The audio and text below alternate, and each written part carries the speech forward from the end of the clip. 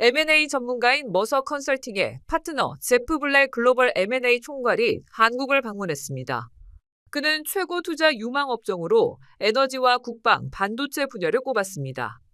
제프 블랙 총괄은 TV조선과의 인터뷰에서 최근 각국은 자국 내에서 핵심 산업의 자립 기반을 강화하려는 흐름을 보이고 있는데 대표적인 분야가 에너지 국방 반도체'라고 강조했습니다.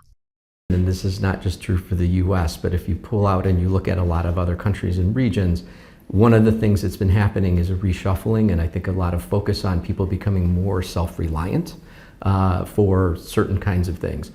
Energy is one that comes into mind. Things related to defense is another one. Obviously, semiconductors, which were already mentioned, other areas like that. And so I think trying to find ways where, again, not just with the US, but looking at other geographies to figure out where is that they're trying to become more self-reliant.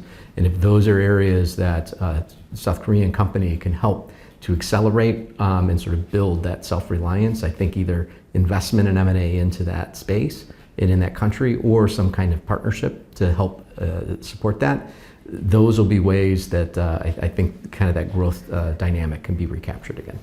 또한 트럼프 2기에 대한 대응 전략도 공개했습니다. Yeah, so I think one thing to realize with this administration, I'd say while there are definitely principles that form the basis for the policies, some of the policies and the execution is very transactional. So I think a question like that in terms of that view, I think it looks different, right, with kind of different positions. There is a look and an idea to as many things as possible, right, get alignment.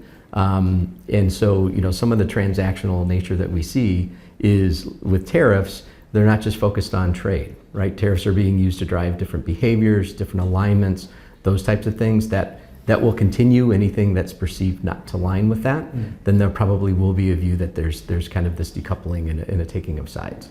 마지막으로 제프 블랙 총괄은 관세 협상에 대한 팁을 전했습니다. Yeah, so I think maybe two things. One is, and this may seem very basic, but it's important to remember that a lot of what's driving this is sort of an underlying thought of if you're going to sell something in the US to US consumers, it needs to be made in the US. We want you to invest in the US, and we want to maximize US citizens who are helping create the product. So I think no matter where the negotiations get to, I think thinking about it from that standpoint is very helpful.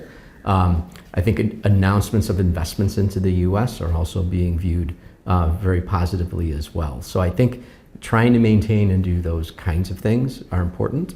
The other thing I would point out is I think there's been some creative actions taken around, for example, shipbuilding.